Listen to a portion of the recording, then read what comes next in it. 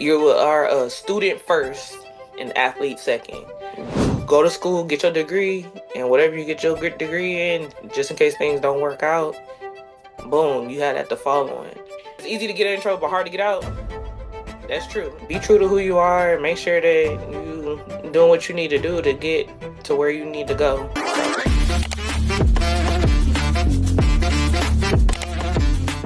Welcome back to another episode of Back to Life. It's yours truly, Buckley on Air, where we talk to athletes about their journey to college or even professionally and that adjustment back to life once their career is finally over. I have a special guest. Before I introduce her, what I want to say is that transition for all athletes is not easy. It's very difficult, and they have to navigate being competitive in one field to then all of that being gone. And this guest has a unique experience because of the sport in which she played that it's not a very glamorous one. That's one, it's not one that people don't see or recognize much until certain times of the year. And so we're going to dive into that and get an understanding. So I have with me a state champion, a mastered degreed individual, Laila Foster. How you doing today? Hey, how are y'all? For you, like I said, you played a unique sport, which is track and field. Yeah. Um, why track of all sports? Um, that's a good question. I've actually never been asked that, so that's really good. I guess I just clung to it because my mom ran track. She was all state in Michigan, so it kind of just trickled down from there.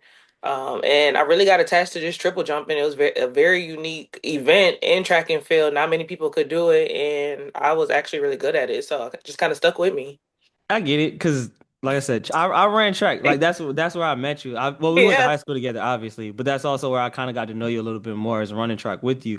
yeah, And yeah, doing the jumps is definitely a unique thing. it So ain't for for you, everybody. I trust me. I they put me in the long jump, and I was like, I want to run sprints.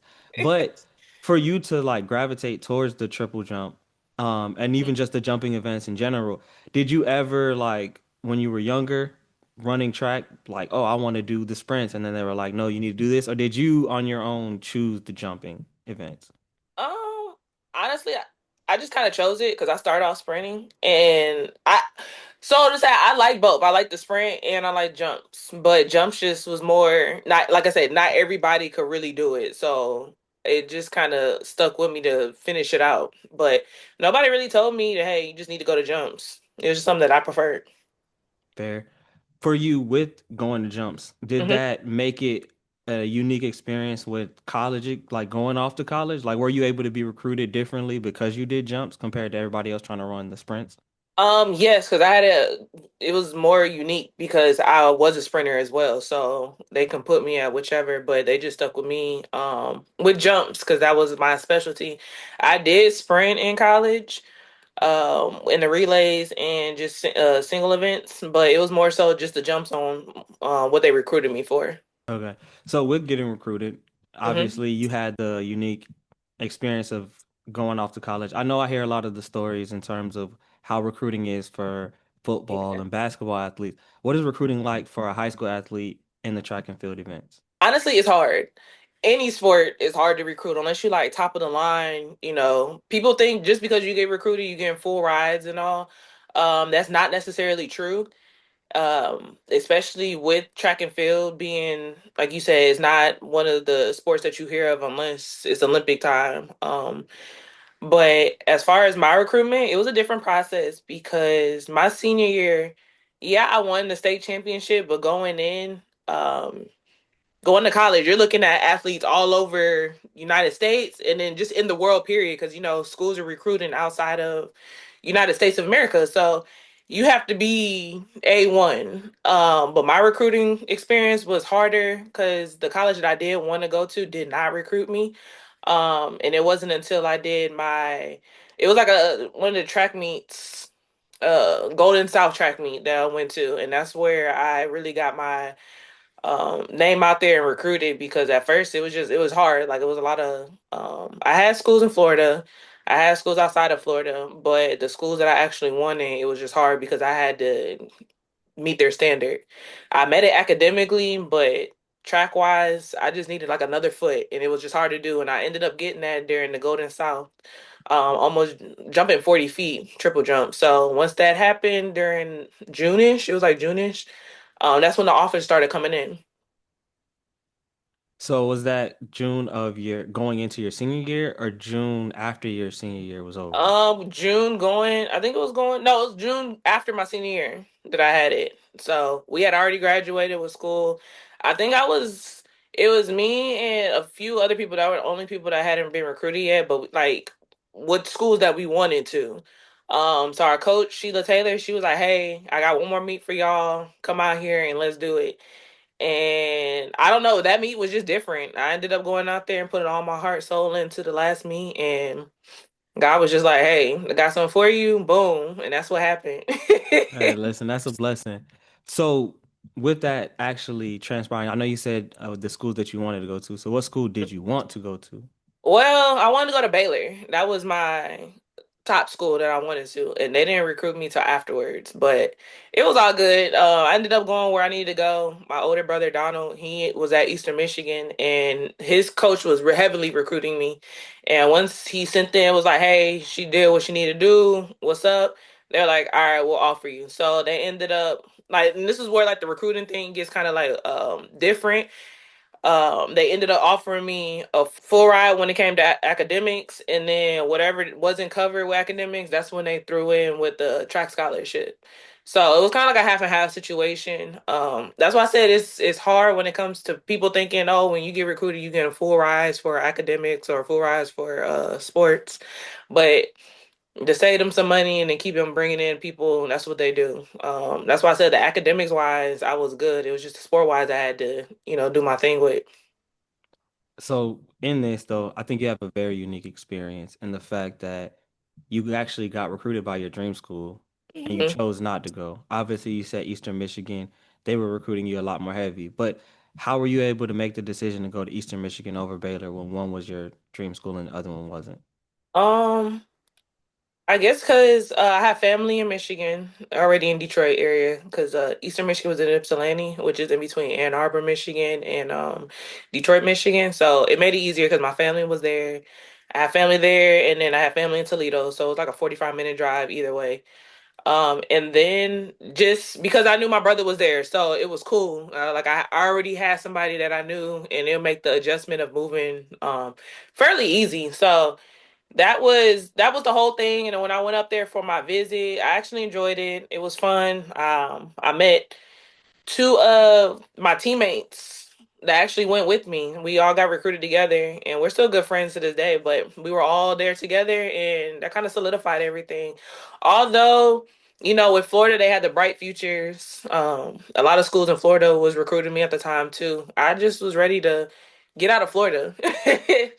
Go somewhere else and like just start something new. So that it made the decision easy for me because family was there, people I knew was there, and it was just something different for me. Okay. When you said we were all in this together, it made me think of High School Musical. Um, so you get out there, you had that Mhm. freshman season. How did that freshman season go for you? Freshman season was cool. Opening was great. And then I ended up tearing my ACL and MCL and hamstring. So that kind of was like a downer. Ended up having to do a lot of rehab and just getting back together. But I was still a team sport, making sure I was at the track meets, cheering my teammates on and all. But I had a pretty decent season opener, and then from there, just buckle down. But that's when I said with triple jump, it's just hard because you're using everything: knees, ankles, hamstrings, all of that. Just it's tore up. It's I tore got up. you. So yeah, but So mhm, I've not had any injuries, so that just sounds wild. But with it, mhm, and then specifically with track, again, I know that it affects different athletes differently. With you doing the jumping and things of that nature, mhm. obviously you had to go through recovery. But did you end up getting hurt before your season, or was that during the season? And which season? Because I know track also has different seasons. So it was during the season, and I it was indoor actually, indoor season. So it was my first season of freshman year when it happened. Kind of towards the end of it, going into outdoor. It was okay. The recovery is okay. It was long. It's a long process to get back. And mentally, emotionally, you just got a lot of feelings all over the place. Everything's all over the place because it's like, dang, I came here to do this, came here to do that. Um, but I'm not here, so that was it was just a lot. And I can imagine, again, with doing triple jump, ACL, MCL, those types of injuries, they're very Yeah. serious. Transitioning afterwards, though, you had that freshman season at Eastern Michigan, and then you decide to transfer. Did the injuries have anything to do with you transferring? Injuries, slipping in grades, and then I had a really close friend who was like my brother. He was ended up murdered. He was a part of the football team, and so it was just kind of all of that transpired, and it was just time to go. It was just mentally, it was just time. So when I went there, I had this lady from North Florida who was recruiting me heavily before I ended up going to Eastern Michigan. So I was talking to her, and she was like, "Yeah, no, just come down here." Um, we'd like you to come here, and that's what I did. I went and Jacksonville. It was different. Jacksonville is different. My brother went to started his college You at know? UNF, yeah. So, but with you going there, obviously you said those particular things happened before Hmm. you left, and it's a new start. So, Yeah. how was it having that fresh start at UNF? The jump coach that I had, he was more geared to pole vault. So pole vault is still considered vertical jump. He was decent because he knew what he was doing, but at the same time, he wasn't an official jumpers coach. But Coach Tisha, she was a sprinters coach, so she was like, "Hey, yeah, I'm gonna have you sprint, and we'll put you in jumps, and then kind of go from there." So it kind of worked out because she made a world of a difference. The adjustment coming from Eastern Michigan and North Florida, it wasn't horrible, but the transition, I just needed to be in college. So I had to it was like a quick decision. So with making that decision and actually going to UNF, obviously it does sound like there was like a little bit of a tapering going Hmm. down in comparison. So for you, obviously you said you needed to be in college, but by being at UNF, did it help you with the academics, but the athletic part of it kind of tapered off a little bit?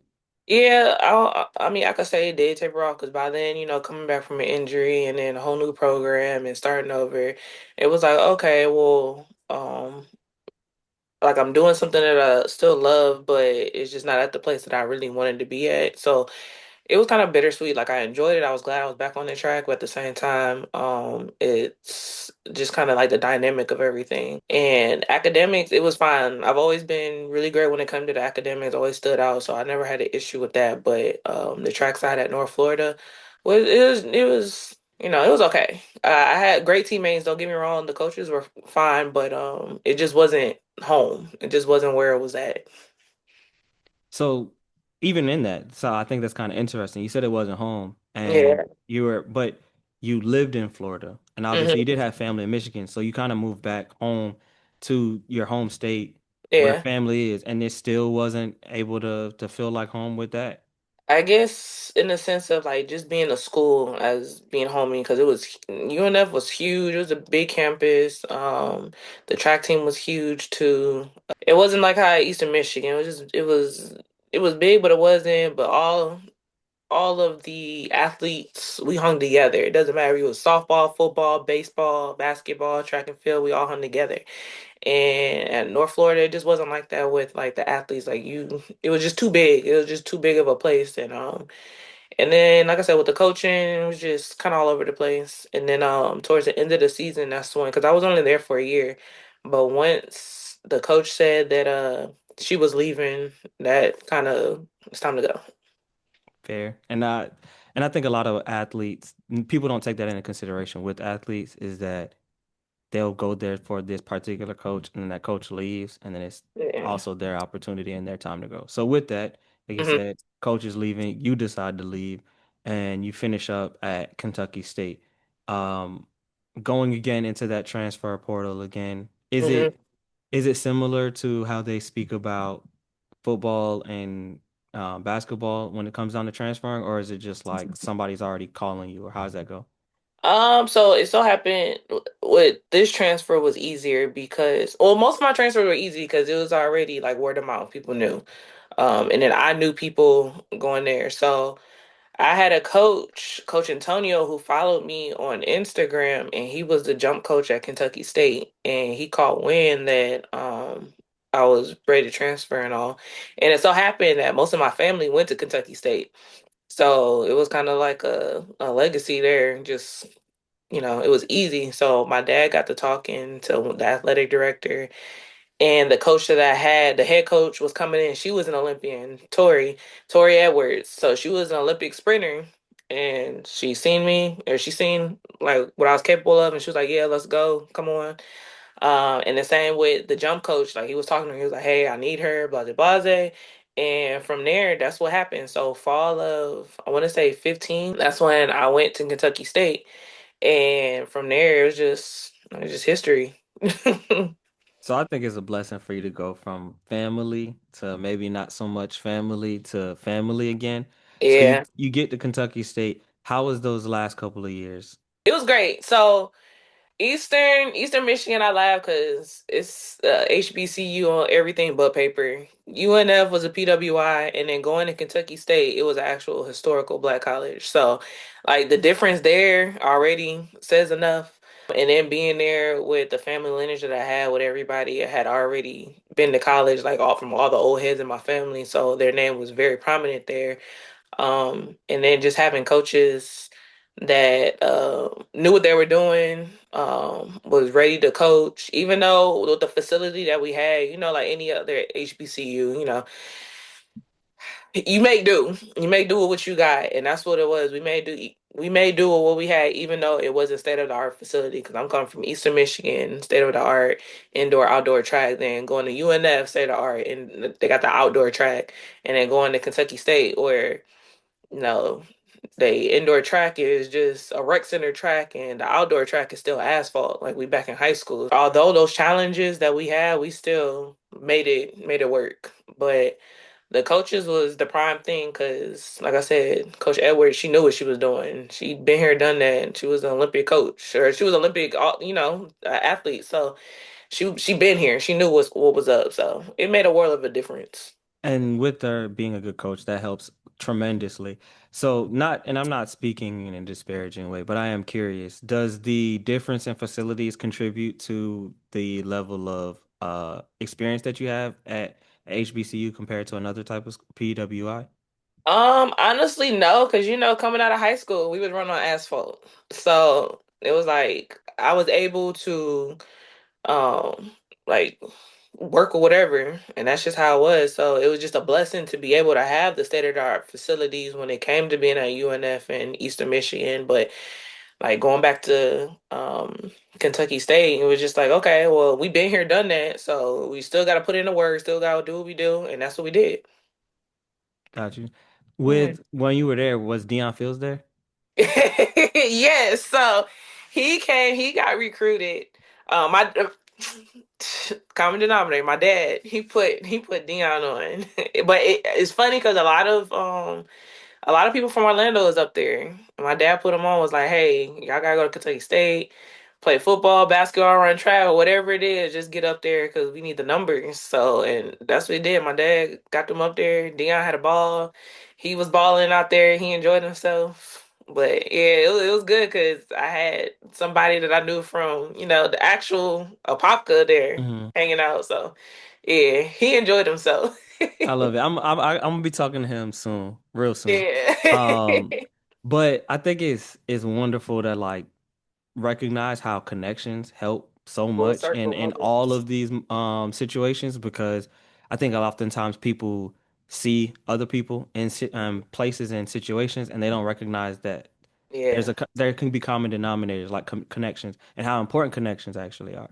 definitely. Um, but with having connections, etc., you played those last couple of years running track. Was there an opportunity or were you looking into transitioning to be a professional? No, not so much. But my coach, she definitely that was something that she would have liked. But I think by then I was just tired. emotionally, mentally, physically. My body was just kind of breaking down. But going there, like I put in blood, sweat, and tears. I mean, my first year at Kentucky State, I put them back on the map as far as All American, going to finals, going to regionals, going to championships. So it was cool because that's where she really utilized me because I was doing triple jump, long jump, 100, 200 occasionally, 4x1, 4x4, which 4x4 was definitely a love hate relationship when it came because I was doing it in high school. And then once she told me, yeah, no, we're going to put you back in, I said, oh, Lord. But it was a love hate for real. But she's seen a lot of potential in me. So that's why, like, as far as running and jumping, it came back. I was like, okay, I know why I'm here and I'm back enjoying it because of her. And it made a world of a difference. So what I just heard is you should have sent me your resume before we started it so I could have read off all those accolades. 'Cause all I Something heard like was that. talking your talk. Talk that talk. Yeah, and I still got all my medals. I still got everything from middle school till college. You should have wore them. You should have worn them like Michael Phelps. Man, they somewhere. It's funny because my parents was just cleaning the garage out too, so I don't even know where they at, but I know they in there. I got you. But again, kind of also speaking in reference to the connections though, Hmm. for you, after you were done, you went into coaching. And I know that coaching opportunities aren't everywhere, but even Yeah. the idea to go into coaching, what went into your decision to go into coaching? Honestly, I didn't want to coach. I wasn't when it came to like jumping, that was just something that I like to do. It was just out of pure love, but they needed the coach and then they were like, "Yeah, we'll just pay for your master." So I just took it as an opportunity to do what I need to do. And then by then, my head coach ended up leaving, so the assistant head coach ended up becoming the head coach, which I was still fond of her. Like we had history. So I was like, okay, let me just help her out and go from there. But that transition from being an athlete to coaching was hard because most of the people that I was coaching, I was teammates with. So it was learning those boundaries together, but still being able to hang out because I'm still in college, still trying to have fun, live my life. But now I'm on a real professional level of being an assistant track coach. So it was hard, the adjustment. Um, when it came to that, but overall, we learned how to respect each other and then, keep it professional when it was time to, and then after that, still be, friends. But as far as being a coach, it was cool. I did like over time, I did enjoy it because I coached for the 2 years, and it was just hard trying to balance. Okay, coaching, because that's a 24-hour thing. Because outside of coaching, people don't realize a coach is a parent because you're dealing with kids from out of state. So they don't have their family here.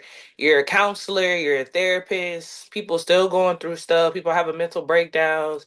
You're still you're a teacher because it's study hall hours. They still need help. So it was just a lot that went into being a coach and then doing it at a young age, but still trying to live your life. It was just a lot, but it was well worth it. You did a great job of doing my job by transitioning because this is exactly where I was gonna go. So you did just highlight that there's a difficulty in transitioning from being the athlete to no longer being the athlete, whether that's coaching, whether that's no longer being a part of the sport, whatever the case may be. Hmm. So can you actually dive a little bit deeper into for you your transition, how hard that was and what you experienced? I don't think it like I've seen how transitions can really like mess up people, especially mentally when they feel like they are going professionally and then they don't. So I've seen that side. I didn't go through it. Um Mine was just more of just the adjustment of, okay, well, it's track and field. Now I'm a coach. But one thing that I learned in Eastern Michigan and I learned in high school, you are a student first and athlete second. And that can translate to a lot of things. But I always took it as you need a backup plan. You go to school, get your degree, and whatever you get your degree in, just in case things don't work out, boom, you had that to fall on. And I think that's what a lot of athletes right now they miss because They come in thinking, oh, well, I'm gonna go pro. I'm going to do this. I'm gonna make sure that I set myself up to be this professional athlete. But they forget things happen. Anything can happen. It could be taken away with the quick, fast, and the hurry. So um, I think that's the dilemma and why a lot of athletes this transition is hard because now it's okay. Well, what am I gonna do? Where am I gonna go? How am I gonna do this? Because they were just solely focused on being an athlete, and that's what I instilled in a lot of my teammates and even like a lot of kids that want to go into this athletic world. Like I have to remind them, hey, at the end of the day, you a student first. Get your degree. Use them like they use you. Get your degree. Go from there. Because you need a backup plan at the end of the day. Because I'm friends with a lot of professional athletes, a lot who's still playing in sports, a lot who's not, and that's the first thing they tell you. You go to college, you already a slim number as far as getting a full ride.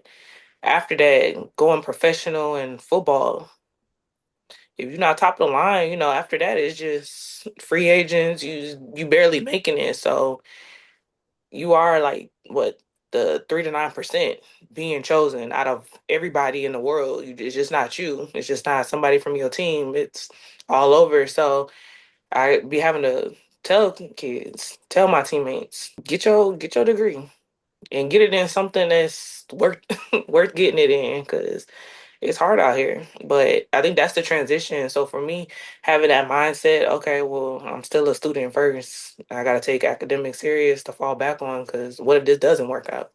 What if it does? And then 3 years later, I got to fall back on something. So I think that's the disconnect when it comes to the transition. It's just not having that backup plan. So for you, I know you mentioned that you heard it a lot in high school as well as at Eastern Michigan, since you were a student before you were an athlete and having a backup plan. But you also mentioned previously that your parents played and went to college on athletics. Do you feel like that foundation that you had at home helped you with that transition or help you understand Oh that you yeah. need that backup? Yeah, because same thing. Like they knew what it was, but fortunately for them, they didn't have parents that went through that, so they had to learn on their own, or whoever their mentor was is like, yeah, get your degree still. But for me to see that and know already, it was already instilled in me. You just never know what might happen. Get your degree and go on. And like I said previously, use them like they use you. They there to make sure you there at practice on time. You at track meets, blah blah blah, whatever the case may be. But at the same time, I'm still a student. I mean, rack up as much information and knowledge that I can, whatever degrees I can, and go from there. I love it. So, last Mhm. couple questions for you. Mhm. In reference to you had the luxury of making it to college, and a very small percentage, I would say what 2 to 6% make it to college, let alone D1 Power Forward colleges. So for Mhm. you, with what advice would you give somebody that's trying to make it to college on athletic scholarship?